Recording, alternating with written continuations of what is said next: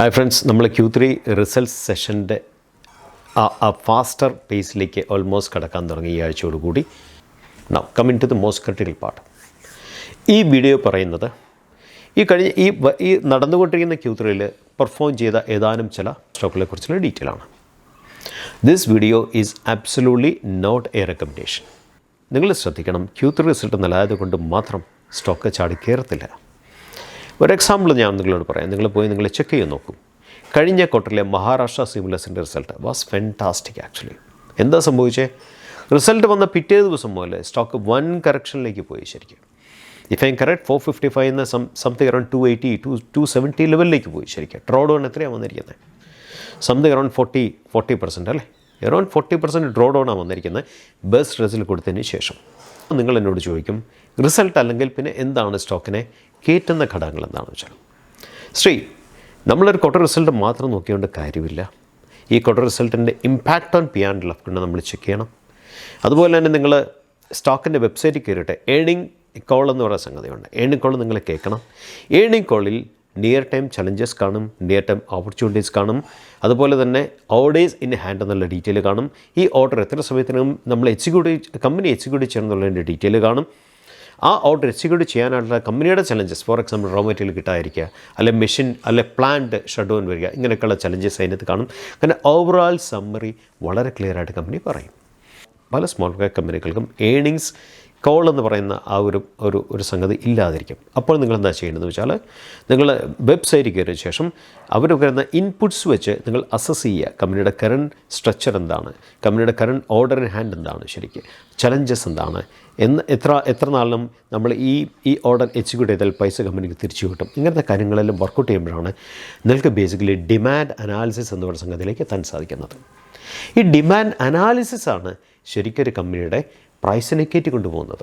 അപ്പോൾ near time demand analysis നിങ്ങൾ analyse ചെയ്തില്ല എങ്കിൽ ശരിക്കും ഒരു റിസൾട്ടൊന്നും കാര്യമൊന്നുമില്ല. ശരിക്കും കമ്പനിയോടെ കിടക്കത്തേ ഉള്ളൂ. അതിൻ്റെ എക്സാമ്പിളാണ് ഞാൻ നിങ്ങളോട് പറഞ്ഞത്. നിങ്ങൾ വളരെ ക്ലിയറായിട്ട് മനസ്സിലാക്കണം, പല ഘടകങ്ങളുടെ ഒരു കോമ്പിനേഷനാണ് ഡിമാൻഡ് ക്രിയേഷൻ എന്ന് പറയുന്ന സാധനം. അവിടെ വേറൊരു ചലഞ്ചുണ്ട്. ആ ചലഞ്ച് എന്താണെന്ന് വെച്ചാൽ, ഈ ക്രിയേറ്റ് ചെയ്ത ഡിമാൻഡ് സസ്റ്റൈനബിൾ ആണോ അല്ലയോ എന്നുള്ള ചലഞ്ചാണ് ശരിക്കും. അതായത് പെട്ടെന്ന് പ്രൈസ് ഒന്ന് കയറിയിട്ട് നിങ്ങൾക്ക് കാണാൻ സാധിക്കും പല കമ്പനിയുടെ പ്രൈസ് നേരെ താഴെ വന്ന് അവിടെ കിടക്കും, പിന്നെ കയറില്ല. അവിടെയാണ് സസ്റ്റൈനബിലിറ്റി ഓഫ് ഡിമാൻഡ് എന്ന സാധനം നമ്മൾ വർക്കൗട്ട് ചെയ്യേണ്ടത്. ശരിക്കും അങ്ങനെ പല ഘടകങ്ങളുടെ കോമ്പിനേഷനാണ് ശരിക്കൊരു പ്രൈസിൻ്റെ എസ്കലേഷൻ എന്ന് പറയുന്ന സംഗതി. ശരിക്കും നിങ്ങളത് തീർച്ചയായും പഠിക്കണം. എങ്കിൽ മാത്രമേ മാർക്കറ്റിൽ സസ്റ്റെയിൻ ചെയ്യാൻ സാധിക്കത്തുള്ളൂ, മാർക്കറ്റിൽ സക്സസ്ഫുൾ ആകാൻ സാധിക്കത്തുള്ളൂ. അതിൻ്റെ വലിയൊരു പാർട്ടാണ് ഫണ്ട് അനാലിസിസ് നിങ്ങളെ മനസ്സിലാക്കിക്കുന്നത്. ആ ഇൻസൈറ്റ്സ് കൂടെ നിങ്ങൾ മനസ്സിലാക്കുന്നത് ഫണ്ട് എന്തുമാത്രം ഡിമാൻഡ് ക്രിയേഷനെ സ്വാധീനിക്കുന്നു എന്നുള്ള ഒരു ഫിനോമിനനാണ് ശരിക്കും. അങ്ങനെ പല ഫാക്ടേഴ്സിൻ്റെ ഒരു കോമ്പിനേഷനാണ് ഡിമാൻഡ് അനാലിസിസ് എന്ന് പറയുന്ന സംഗതി.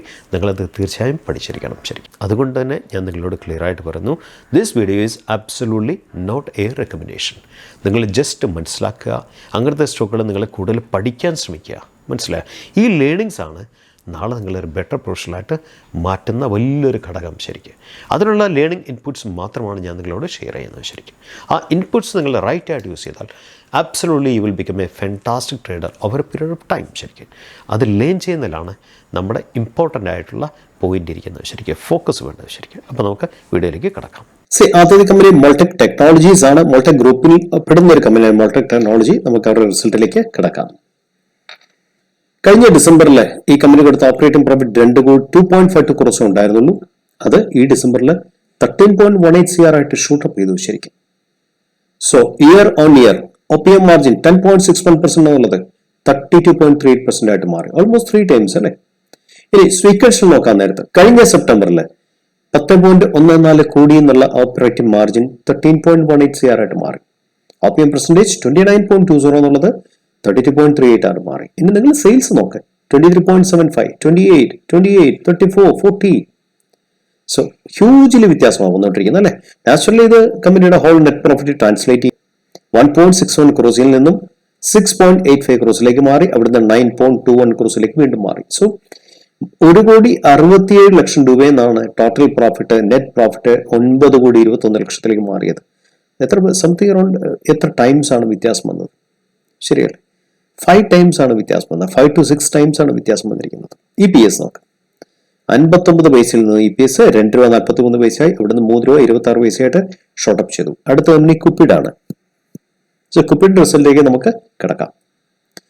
റിസൾട്ട് നോക്കൂ, ഡിസംബറിൽ സെയിൽസ് 37 ക്രോസ് ചെയ്യുന്നതാണ്, 46ഉം 43. ഈ ഡിസംബറിൽ sales was slightly down actually. ഇനി പെർഫോമൻസ് നോക്കാം. ഓപ്പറേറ്റിംഗ് പ്രോഫിറ്റ് 4 കോടി എന്നുള്ളതാണ് 14 കോടിയായിട്ട് സ്റ്റെബിലൈസ് ചെയ്തത്. ഓപ്പറേറ്റിംഗ് മാർജിൻ 12% എന്നുള്ളതാണ് 28%ലേക്കും അവിടെ നിന്ന് 33%ലേക്കും ഷോർട്ട് ചെയ്തത്. ദാറ്റ് മീൻസ് അതിന്റെ അർത്ഥം വെച്ചാൽ they were able to control the expenses. Sales വലിയ ഗ്രോത്ത് വരാൻ പറ്റില്ല, പക്ഷെ അവർ എക്സ്പെൻസിൽ ഹ്യൂജ് ആയിട്ട് അവർ കൺട്രോൾ ചെയ്തു സ്റ്റോക്കിനെ. രണ്ടാമത്തെ കാര്യം, ഡിസംബറിലെ പ്രോഫിറ്റ്, നെറ്റ് പ്രോഫിറ്റ് എന്ന് പറയുന്നത് 2 കോടിയായിരുന്നു. അത് 9 കോടിയിലേക്ക് മാറി, 9 കോടി 10 കോടിയിലേക്ക് മാറി ശരിക്കും. സോ 2 കോടി year on year performance 5 times ആണ് അതിന്റെ പ്രോഫിറ്റ് കൊടുത്തിരിക്കുന്നത്. മനസ്സിലായി? ഓക്കെ. സം ടാക്സിന്റെ അഡ്ജസ്റ്റ്മെന്റ്സ് ഉണ്ട്. 32% എന്നുള്ളത് 20% കൊടുത്തിട്ടുള്ളൂ. ഒരു 8% വ്യത്യാസമുണ്ട്. എങ്കിൽ പോലും 5 times or 4 to 5 times is A huge success ആണ് കമ്പനിയെ സംബന്ധിച്ച് അല്ലേ. ഏർണിംഗ്സ് പെർ ഷെയർ നോക്കുക നിങ്ങൾ, 1.87 റുപ്പി, 6.43 റുപ്പീസ്, അവിടുന്ന് 7.52 റുപ്പീസ് ആയിട്ട് മാറി. മൂന്നാമത്തെ കമ്പനി KP എനർജി എന്ന് പറയുന്ന കമ്പനിയാണ്. നിങ്ങൾ ശ്രദ്ധിക്കണം, ഈ 5 കമ്പനികളിൽ 4 കമ്പനിയും ഒരു സ്മോൾ ക്യാപ്പ് എന്ന് പറയാൻ സാധിക്കത്തില്ല, വെറും മൈക്രോ ക്യാപ്സ് ആണ്. That means on an average market cap വന്നിട്ട് 500 കോടിക്ക് താഴെയാണ്, 300 കോടി 200 കോടിക്ക് ഉള്ളൂ ശരിക്കും.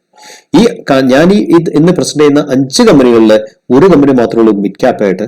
ആ കമ്പനി ഞാൻ ലാസ്റ്റ് ആണ് ആഡ് ചെയ്തിട്ടുള്ളത്. ബാക്കി 4 കമ്പനികളും നമുക്ക് സ്മോൾ ക്യാപ്പ് അല്ല, ബേസിക്കലി മൈക്രോ ക്യാപ്സ് ആണ് ശരിക്കും. 500 കോടി താഴെയുള്ള കമ്പനികളാണ്, കൊച്ചു കമ്പനികൾ മാത്രമാണ് ശരിക്കും. സോ ഈ കമ്പനി നോക്കാം നമുക്ക്. ഡിസംബറിൽ സെയിൽസ് 71 കോടിയിൽ നിന്ന് സെപ്റ്റംബർ എത്തിയപ്പോഴേക്കും സെയിൽസ് ഒന്ന് ഡൗൺ ആയി, പക്ഷെ അതൊരു മേക്കപ്പ് ചെയ്തു ഈ ഡിസംബറിൽ ശരിക്കും. ഓപ്പറേറ്റിംഗ് പ്രോഫിറ്റ് എന്ന് പറയുന്നത് 13 കോടിയിൽ നിന്ന് 10 കോടിയായിട്ട് കുറഞ്ഞു, because sales was down last ക്വാർട്ടറിൽ. പക്ഷെ അവിടെ നിന്ന് അവർ 19 കോടിയിലേക്ക് അവർ മേക്കപ്പ് ചെയ്തു ശരിക്കും. OPM മാർജിൻ ഓക്കെ 19% നിന്ന് കഴിഞ്ഞ ക്വാർട്ടറിൽ 90% മെയിൻറ്റെയിൻ ചെയ്തു. ഈ ക്വാർട്ടറിലൊക്കെ OPM മാർജിൻ ഓൾമോസ്റ്റ് ഫ്ലാറ്റ് ആണ് ശരിക്കും. രണ്ടാമത്തെ കാര്യം, ടാക്സ് കൊടുത്ത ലെവൽ നിങ്ങൾ നോക്കാം, 31%, 33%, 29%. നെറ്റ് പ്രോഫിറ്റ് 8 കോടിയിൽ നിന്ന് 7 കോടി. നാച്ചുറലി സെയിൽസ് ഡൗൺ ആയതുകൊണ്ട് അവിടുന്ന് 12 കോടി ശരിക്കും. സോ 8 കോടിയിൽ നിന്ന് year on year difference was 50% actually.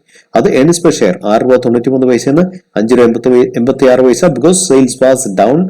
And അവിടുന്ന് 10.51%, ഓൾമോസ്റ്റ് ഡബിൾ ആയി അല്ലെ ശരിക്കും. അടുത്ത കമ്പനി അലിഫ്ലോറൈഡ് ആണ്. അലിഫ്ലോറൈഡ് ബേസിക്കലി അലുമിനിയം ഫ്ലോറൈഡിന്റെയും റിലേറ്റീവ് പ്രൊഡക്ട്സിന്റെ മാനുഫാക്ചേഴ്സ് ആണ്. കമ്പനിയിലേക്ക് കിടക്കാം, പെർഫോമൻസിലേക്ക് കിടക്കാം. ഡിസംബറിൽ സെയിൽസ് 28.84 കോടി, അത് 34.86 ക്രോസ് ആയി, അത് 38.01 ക്രോസ് ആയി മാറി. നാച്ചുറൽ ഓപ്പറേറ്റിംഗ് പ്രോഫിറ്റ് 4 കോടി 77 ലക്ഷം എന്നുള്ളത് 6 കോടി 46 ലക്ഷമായി, അവിടെ 9 കോടി 37 ലക്ഷമായി ശരിക്കും. സോ 4 കോടി ഡബിൾ ആയി അല്ലെ ഒറ്റ കൊല്ലം കൊണ്ട്. OPM മാർജിൻ 16.54% നിന്ന് 18.01 ആയി, അവിടുന്ന് 24.65 ആയി ശരി. ആഫ്റ്റർ ടാക്സ് ഇത്തവണ ടാക്സ് ഹ്യൂജ് ടാക്സ് കൊടുത്ത കമ്പനി 13.57% ടാക്സ് കൊടുത്തത്. എന്നിട്ട് പോലും നെറ്റ് പ്രോഫിറ്റ് എന്ന് പറയുന്നത് കഴിഞ്ഞ ഡിസംബർ ആയിട്ട് നോക്കാൻ നേരത്തെ 1.89 നിന്ന് 4.66 ആയിട്ട് hugely short up actually. Earnings per share 2 രൂപ 42 പൈസ, 4 രൂപ 25 പൈസ, 5 രൂപ 96 പൈസ ആയിട്ട് ഷോർട്ട് അപ്പ് ചെയ്തു. ഈ ഒരൊറ്റ കമ്പനി മാത്രമേ ഉള്ളൂ ഈ 5 കമ്പനികളിൽ ബേസിക്കലി ഒരു മിഡ് ക്യാപ്പ് എന്ന് പറയാനായിട്ട്. ബാക്കി 4 കമ്പനിയും മൈക്രോ ക്യാപ്സ് ആണ്. 500 കോടിക്ക് താഴെ മാത്രമേ മാർക്കറ്റ് ക്യാപ്പ് ഉള്ളൂ ആ കമ്പനികൾ.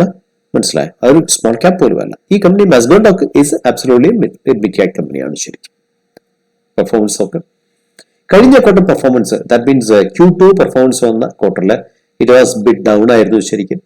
പക്ഷെ അവിടെ നിന്ന് കമ്പനി തിരിച്ച് കയറാനായിട്ടുള്ള ശ്രമം നടത്തി ശരിക്കും. നോക്കൂ, ഡിസംബറിൽ 202, അത് 296 ആയി ഓപ്പറേറ്റിംഗ് പ്രോഫിറ്റ്. സെയിൽസ് വാസ് 1552 എന്നുള്ള 1816ലേക്ക് കൊണ്ടുവന്നു കമ്പനിക്ക്.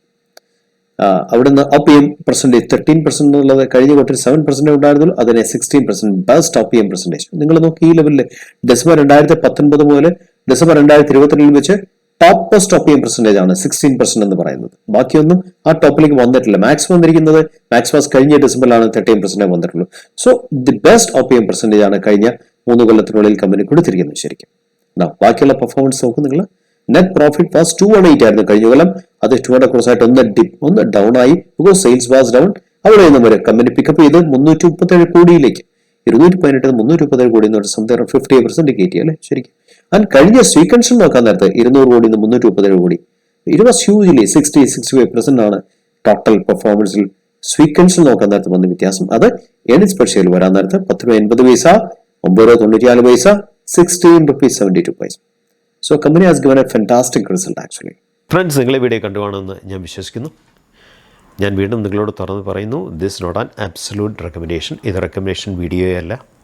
നിങ്ങൾ ഈ വീഡിയോയിലുള്ള ഇൻപുട്സ് നിങ്ങൾ കൂടുതൽ പഠിക്കുക, കൂടുതൽ ഒബ്സർവ് ചെയ്യുക, കൂടുതൽ ഡെവലപ്പ് ചെയ്യുക and B A fantastic trader over A period of time. ശരിക്കും സൈനിങ് ഓഫ്. മറ്റൊരു വീഡിയോ ആയിട്ട് വീണ്ടും നമുക്ക് കണ്ടുമുട്ടാം.